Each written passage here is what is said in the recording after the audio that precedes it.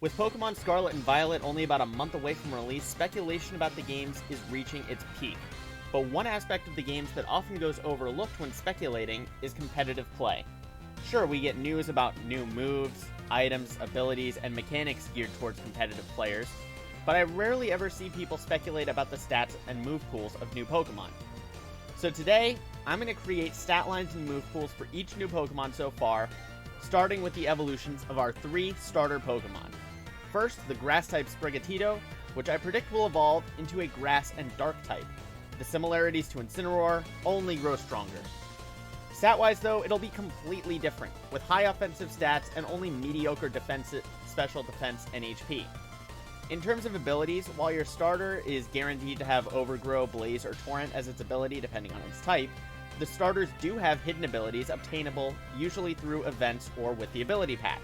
With that said, I believe Sprigatido will either get Prankster or Magic Bounce as an ability, though I'm leaning towards it being Magic Bounce, which reflects all status moves targeting it back at the opponent. This would allow Sprigatido to be a great support Pokemon, protecting its allies from status conditions or stat drops.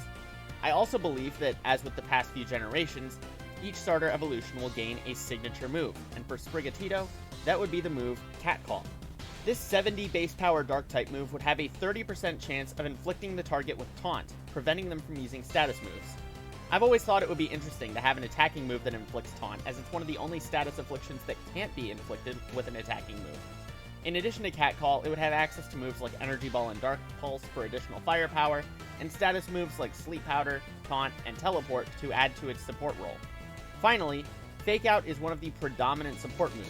I wanted to predict Parting Shot as well, and I'd say Game Freak will probably include it, but with how dominant Incineroar has become with the Parting Shot Fake Out combo, I really hope we won't see these two moves together again. This would make Sprigatido's evolution a fantastic support option that would also shut down opposing support Pokemon.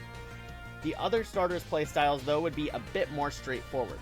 Moving on to Fuekoko's evolution, it would be slow. With a base speed of 50, it would be the slowest starter in the series. However, it makes up for that through its decent defense, special attack, and HP stats. It would be a great choice for Trick Room teams. Add in its Fire and Ghost typing, and it would be pretty good defensively. Seeing as Fuekoko's design is based on a pepper, I figured Gluttony could be an ability that pairs well with both its design and its stats. Its signature move, Spicy Spectre, would essentially be a Ghost-type version of the move Scald, allowing for easy burns and decent damage, and its firepower would be backed up by moves like Burn Up, Flamethrower, Energy Ball, and Scorching Sands. Fuekoko's evolution would work great with an Assault Vest alongside a teammate like Porygon 2 or Mimikyu to set up Trick Room, or perhaps equipped with an Agave Berry, it can become one of the premier Trick Room setters of the Scarlet and Violet metagame. And finally, Quaxly. I envision Quaxly evolving into a Conquistador-looking Pokemon with armor that grants it the Water Steel type, thus far exclusive to Empoleon. Similar to another starter, Decidueye, its hidden ability would be Long Reach. Stat-wise, it's a physical attacker with decent bulk and mediocre speed. While it unfortunately doesn't excel in any one area, its typing and move pool could help it out quite a bit. Its signature move Cannonball is a 100 base power Steel-type attack that deals some chip damage to adjacent opposing Pokemon, much like the move Flame Burst. This powerhouse of an attack is backed up by more like Liquidation, Aqua Jet, Close Combat, and Superpower. With the right held item, Quaxly's evolution would be a force to be reckoned with. Now, onto the Pokemon we learned about in our second major trailer, we have Palmy. The thing that stood out to me about this generation's Pika clone is how bland it is. Pure electric type with no standout abilities. Usually, a Pika clone gets an interesting typing, gimmick, or ability. So I wonder if, for the first time, a Pika clone will get an evolution. Maybe it'll gain a secondary typing then? Most modern Pika clones tend to get a unique or rare type combination, so perhaps it'll become our first electric and fighting type Pokemon.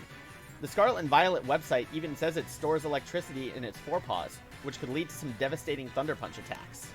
Meanwhile, if you want to learn about some more rare or unique typings that I think we'll see in Scarlet and Violet, you can check out this video up in the top corner.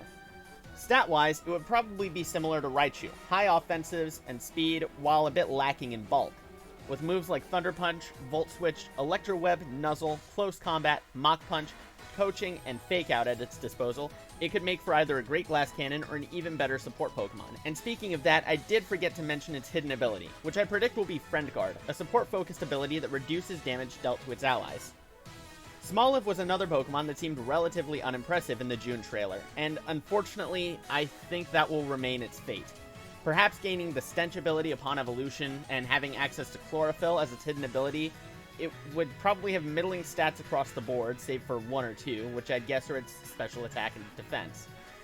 However, I'm not really sure what role it'd play in-game, though moves like Energy Ball, Hyper Voice, Weather Ball, Terrain Pulse, Dazzling Gleam, and Extra Sensory could give it enough firepower to hold its own. And finally, for this trio of Pokemon, we have Lechonk, which I guess would evolve into a normal and ground type, with high HP stat, mediocre attack, defense, and special defense, and low special attack and speed. With Body Slam, high horsepower, and superpower, it could deal some decent damage, especially if paired with its hidden ability, Sap Sipper. But with its Gluttony ability and the move Recycle, it could also have some real longevity.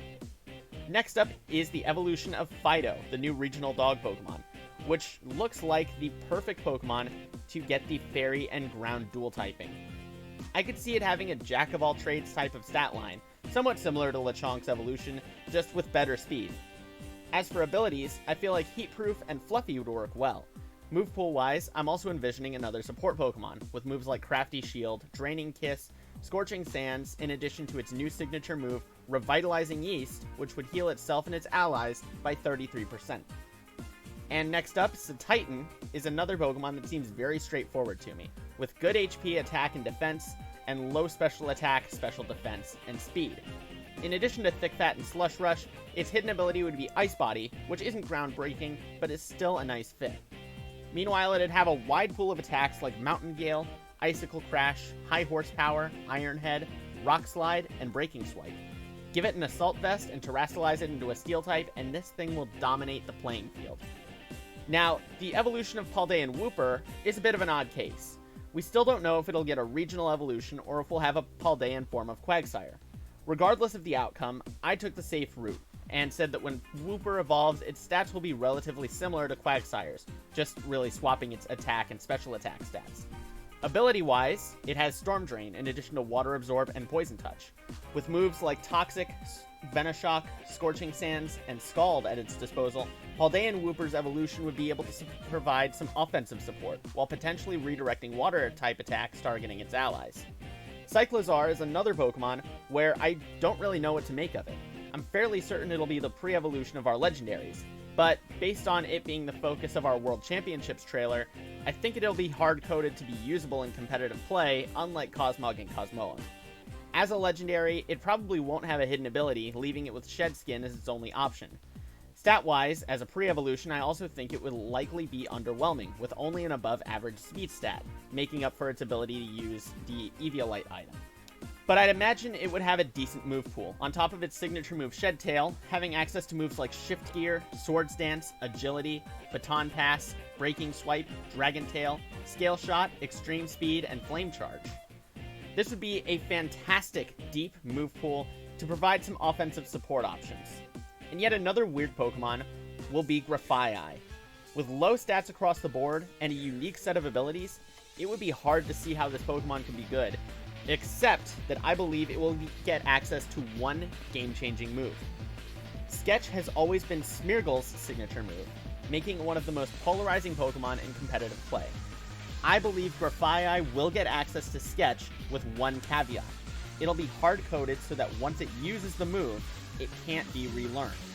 Other than that, access to some more common support moves like Fake Out, Helping Hand, and Toxic, as well as an offensive option in Nightshade, would make it a fun, maybe less broken alternative to Smeargle. I'd recommend using an Unburden and Focus Sash combo. Seems like it would be a great idea. Next up is everyone's favorite meme crab, Cloth, which stat-wise seems like it would have similar stats to Titan, sacrificing a chunk of HP for slightly better speed. Its hidden ability Weak Armor would help it enhance its speed, but Anchor Shell would still likely be the best choice for an ability. Besides moves like Rock Slide and Stone Edge, it'll probably have a wide range of coverage for moves like Earthquake, Close Combat, X-Scissor, and Crab Hammer. And if it gets access to Shell Smash, prepare to get swept.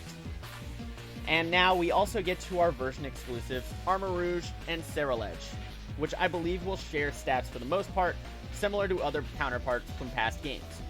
Armarouge will have better defense and special attack, with the hidden ability Mega Launcher, on top of moves like Overheat, Expanding Force, Aura Sphere, Dragon Pulse, and Dark Pulse, as well as its signature Armor Cannon.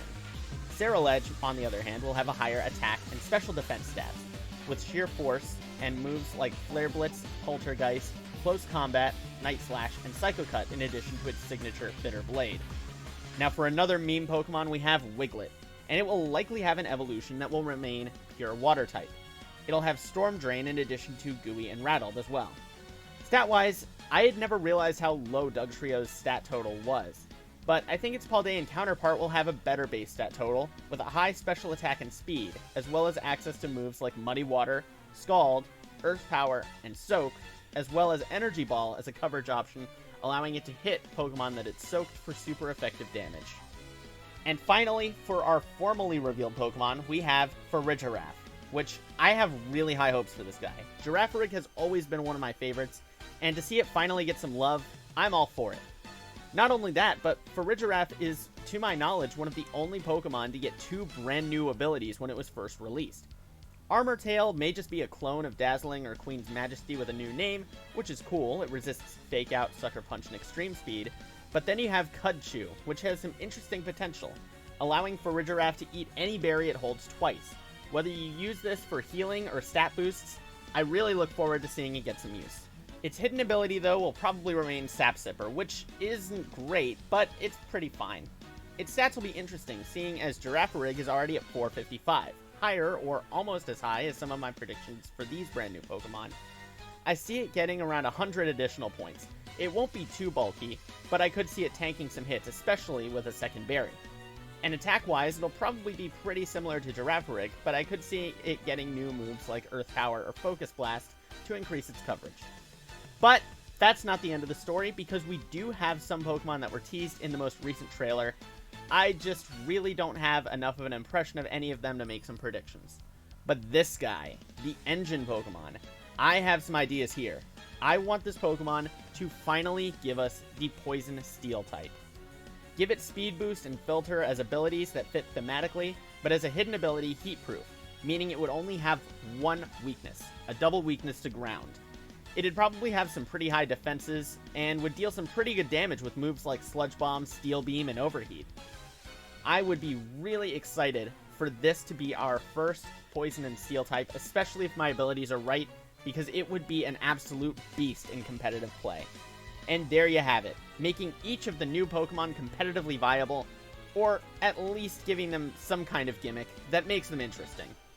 What do you all think? What are your hopes for the new Pokemon we've seen so far? Let me know down in the comments. If you liked the video, please leave a like, subscribe to the channel, and hit the notification bell so you'll see when all of my new videos get uploaded. And I will see you all next time.